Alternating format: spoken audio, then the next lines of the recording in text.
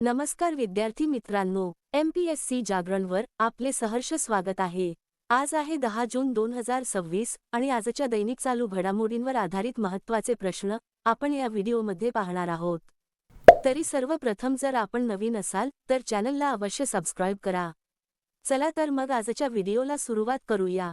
प्रश्न 1, अलीकडेच आंतरराष्ट्रीय अभिलेखागार दिन कधी साजरा करण्यात आला आहे?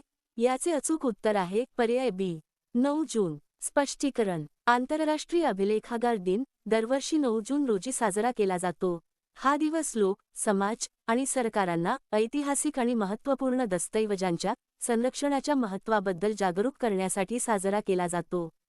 आणि 9 जून 1948 रोजी युनेस्कोच्या अधिपत्याखाली आंतरराष्ट्रीय अभिलेखागार परिषदेच्या म्हणजेच ICAच्या स्थापनेची आठवण करून देण्यासाठी साजरा केला जातो। प्रश्न 2, अलीकडेच आयुष्मान भारत प्रधानमंत्री जन आरोग्य योजना लागू करणारे 36वे राज्य कोणते बनले आहे? याचे अचूक उत्तर आहे पर्याय सी, पश्चिम बंगाल। स्पष्टीकरण: आयुष्मान भारत प्रधानमंत्री जन आरोग्य योजना लागू करणारे 36वे राज्य पश्चिम बंगाल बनणार आहे। ही जगातील सर्वात मोठी सार्वजनिक अर्थसहाय्यित आरोग्य विमा योजना आहे। पश्चिम बंगाल राज्याची माहिती: राजधानी कोलकाता, मुख्यमंत्री सुवेंदू अधिकारी, राज्यपाल RN रवी। आता पाहू पश्चिम बंगालशी संबंधित इतर चालू घडामोडी। जगातील सर्वात मोठा दही उत्पादन प्रकल्प कोलकाता येथे उभारला जाईल। भारत सरकारद्वारे आंतरराष्ट्रीय योग दिन 2026च्या मुख्य यजमान शहराच्या स्वरूपात कोलकाताची घोषणा करण्यात आली आहे। पश्चिम बंगाल सरकारने बेकायदेशीर स्थलांतरितांसाठी होल्डिंग सेंटर स्थापन करण्याचे आदेश दिले आहेत। पश्चिम बंगाल सरकारने ऑलिम्पिक सुवर्णपदक विजेत्यांसाठी 8 कोटी रुपयांचे रोख पारितोषिक आणि थेट DSP दर्जाच्या नोकरीची घोषणा केली आहे। पश्चिम बंगाल सरकारने सर्व सरकारी शाळांमध्ये सकाळच्या प्रार्थना सभेदरम्यान राष्ट्रीय गीत वंदे मातरम गाणे बंधनकारक केले आहे। प्रश्न 3, अलीकडेच सॅफ महिला चॅम्पियनशिप 2026चे विजेतेपद कोणी जिंकले आहे? याचे अचूक उत्तर आहे पर्याय बी, भारत।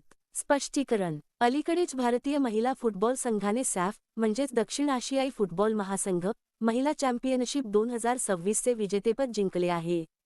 भारताने अंतिम सामन्यात गतविजेत्या बांगलादेशचा 3-1 असा पराभव करून विक्रमी 6व्यांदा हे विजेतेपद आपल्या नावावर केले आहे। ही स्पर्धा भारताच्या गोवा राज्यात खेळवली गेली होती। भारतीय संघाने 7 वर्षाच्या प्रदीर्घ कालावधीनंतर हा शानदार विजय मिळवला आहे। आता पाहू भारताशी संबंधित इतर चालू घडामोडी। राष्ट्रीय कुटुंब आरोग्य सर्वेक्षण 6 म्हणजेच NFHS 6 नुसार भारतात आता एकूण जन्मांपैकी 90.6% संस्थात्मक प्रसूती म्हणजेच रुग्णालयामधील जन्म होत आहे। आशिया पॅसिफिक क्षेत्रात कार्यात्मक डेटा सेंटर क्षमतेच्या बाबतीत भारताने दुसरे स्थान मिळवले आहे। आंतरराष्ट्रीय अणुऊर्जा संस्थेअंतर्गत म्हणजेच IAEA अंतर्गत वर्ष 2026 साठी प्रादेशिक सहकार्य कराराचा अध्यक्ष म्हणून भारताची नियुक्ती करण्यात आली आहे। भारताचे प्रमुख जागतिक वस्त्रोद्योग प्रदर्शन भारत टेक्स 2026चे आयोजन नवी दिल्ली येथे केले जाईल। भारत कॉमन क्रायटेरिया डेव्हलपमेंट बोर्डचा अध्यक्ष बनला आहे। भारताने वर्ष 2025 मध्ये विक्रमी 44 गिगावॉट सौर ऊर्जा स्थापित केली आहे। प्रश्न 4, अलीकडेच राष्ट्रीय पुरस्कार विजेते सलीम कुमार यांचे निधन झाले आहे, ते कोण होते? याचे अचूक उत्तर आहे पर्याय सी, अभिनेता। स्पष्टीकरण: सलीम कुमार हे एक दिग्गज मल्याळम अभिनेते, विनोदवीर, लेखक आणि दिग्दर्शक होते। वयाच्या 56व्या वर्षी कोची येथील एका रुग्णालयात त्यांचे निधन झाले। त्यांनी आपल्या 3 दशकांच्या प्रदीर्घ कारकिर्दीत 300हून अधिक चित्रपटांमध्ये काम केले होते आणि ते आपल्या उत्कृष्ट विनोदी अभिनय व शानदार भूमिकांसाठी ओळखले जात होते। राष्ट्रीय पुरस्कार त्यांना 2011 मध्ये अदामिन ते माकन अबू या चित्रपटातील उत्कृष्ट अभिनयासाठी सर्वोत्कृष्ट अभिनेता या राष्ट्रीय चित्रपट पुरस्काराने सन्मानित करण्यात आले होते। प्रश्न 5, अलीकडेच हान सेओक यांची कोणत्या देशाचे पंतप्रधान म्हणून निवड करण्यात आली आहे? याचे अचूक उत्तर आहे पर्याय डी, दक्षिण कोरिया। स्पष्टीकरण: हान सेओक यांची दक्षिण कोरियाचे नवीन पंतप्रधान म्हणून निवड करण्यात आली आहे। दक्षिण कोरियाचे राष्ट्राध्यक्ष ली जे-म्यंग यांनी त्यांची या पदासाठी निवड केली आहे।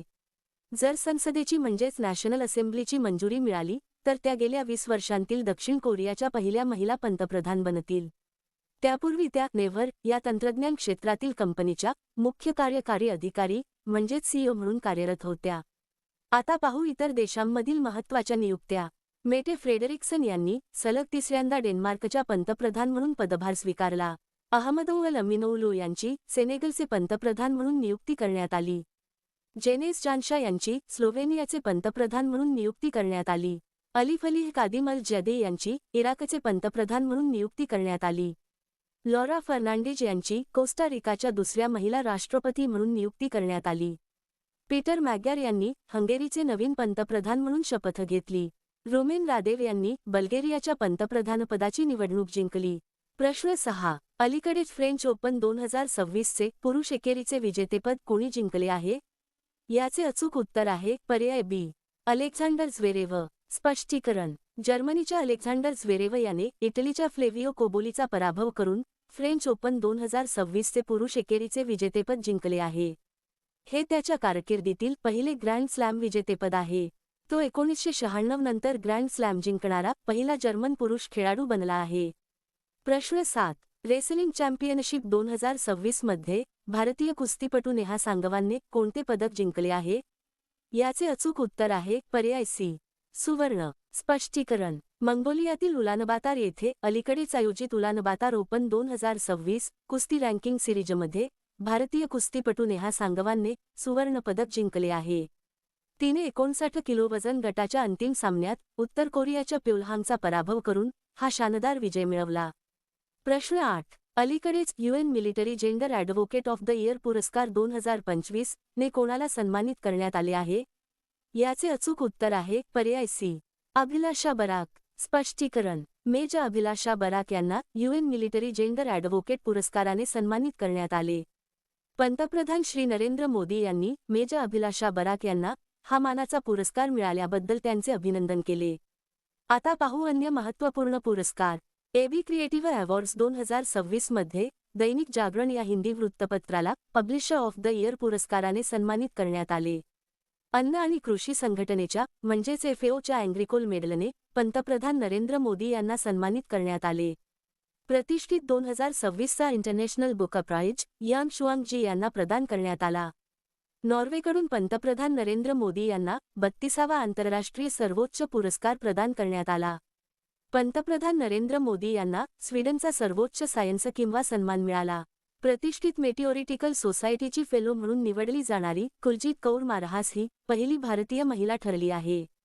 प्रश्न 9. अलीकडेच कोणत्या राज्य सरकारने तंबाखू किंवा निकोटीनयुक्त सर्व उत्पादनांवर 1 वर्षासाठी बंदी घातली आहे? याचे अचूक उत्तर आहे पर्याय बी.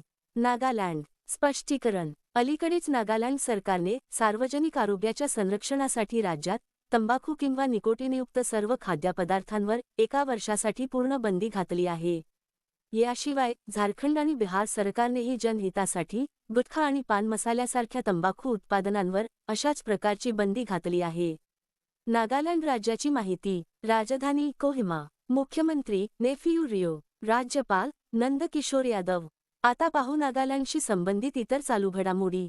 अमोपोस कमल नावाच्या बेडकाची नवीन प्रजाती नागालँडमध्ये शोधली गेली. नागालँड सरकारने वाहनांवर धर्म आधारित ओळखचिन्हे प्रदर्शित करण्यास बंदी घातली आहे. आवलियांग मोन्यू नावाचा वसंतोत्सव नागालँडमध्ये साजरा करण्यात आला.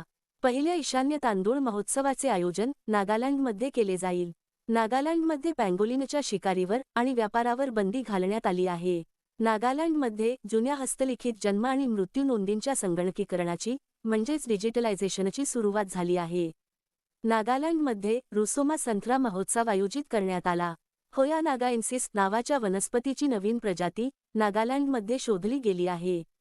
प्रश्न 10. अलीकडेच ज्ञानेंद्र सिंह मलिक यांची कोणत्या राज्याचे पोलीस महासंचालक म्हणजेच DGP म्हणून नियुक्ती करण्यात आली आहे? याचे अचूक उत्तर आहे पर्याय ए. गुजरात. स्पष्टीकरण. ज्ञानेंद्र सिंह मलिक यांची गुजरातचे नवीन पोलीस महासंचालक म्हणजेच DGP म्हणून नियुक्ती करण्यात आली आहे. या पदावर रुजू होण्यापूर्वी 1993 बॅचचे IPS अधिकारी GS मलिक हे अहमदाबाद शहराचे पोलीस आयुक्त म्हणून कार्यरत होते. गुजरात राज्याची माहिती. राजधानी गांधीनगर. मुख्यमंत्री भूपेंद्रभाई पटेल. राज्यपाल आचार्य देवव्रत. आता पाहू गुजरातशी संबंधित इतर चालू घडामोडी. पहिल्या विश्वयोगासन स्पोर्ट्स चॅम्पियनशिप 2026चे आयोजन अहमदाबादमध्ये केले जात आहे. गुजरात सरकारने ऑपरेशन डेल्टा हंट सुरू केले आहे. गिर राष्ट्रीय उद्यानात बेबेसिया नावाच्या संशयास्पद परजीवी संसर्गामुळे सिंहाच्या 8 बच्चांचा मृत्यू झाला. गृहमंत्री अमित शाह यांनी गांधीनगरमध्ये मधुर डेअरीच्या 128 कोटी रुपयांच्या स्वयंचलित दूध प्रक्रिया प्रकल्पाचे उद्घाटन केले. जगातील दुसरी सर्वात मोठी बॅटरी ऊर्जा साठवण प्रणाली गुजरातच्या खावडा येथे सुरू करण्यात आली आहे. कोल इंडियाने गुजरातमध्ये 100 मेगावॉटची सौर ऊर्जा योजना सुरू केली आहे. प्रश्न 11. अलीकडेच मोनाको ग्रँड प्रिक्स 2026 चे विजेतेपद कोणी जिंकले आहे? याचे अचूक उत्तर आहे पर्याय सी.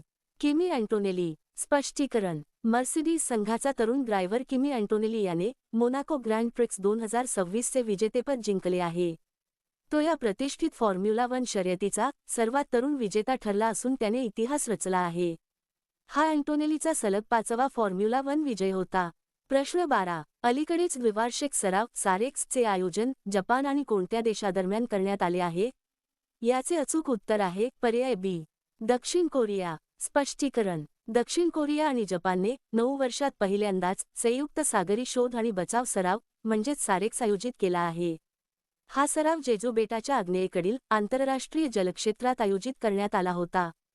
दक्षिण कोरिया देशाची माहिती. राजधानी सोल. चलन दक्षिण कोरियन वॉन म्हणजेच एसके वॉन. राष्ट्राध्यक्ष ली जे-म्यंग. आता पाहू दक्षिण कोरियाशी संबंधित इतर चालू घडामोडी.